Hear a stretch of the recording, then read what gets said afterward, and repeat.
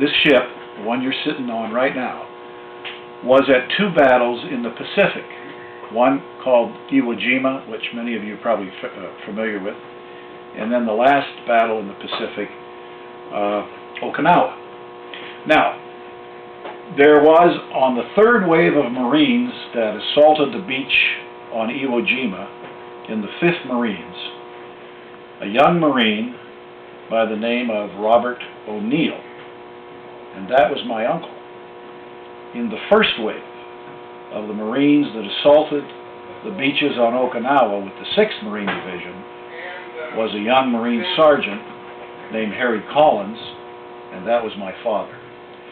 These planes were giving air support from this carrier to both my uncle and to my father, and then almost 25 years later I end up being assigned to this ship on the Marine detachment. So for me it had that kind of a special relationship in history, kind of a connection that you don't always get. A couple nights I've spent aboard ship, not as often as I would like, but I have been out a couple times. And I always remember that story because it brings back a lot of great feelings for me. Both my uncle and dad have passed away. A couple nights I've gotten up in the middle of the night to use the restroom. And I've gone in, and you know, it's kind of musty as you can tell in here and stuff, so I would always like to throw some water on my face, clear my eyes. Usually about 2:30, maybe 3 in the a.m. And I remember distinctly 3 times. Once when I looked up into the mirror as I was dusting off my eyes, and there was a cloud. I mean a cloud right behind me. Now, you don't see a cloud come down below 2 decks and just hover behind you, but I did.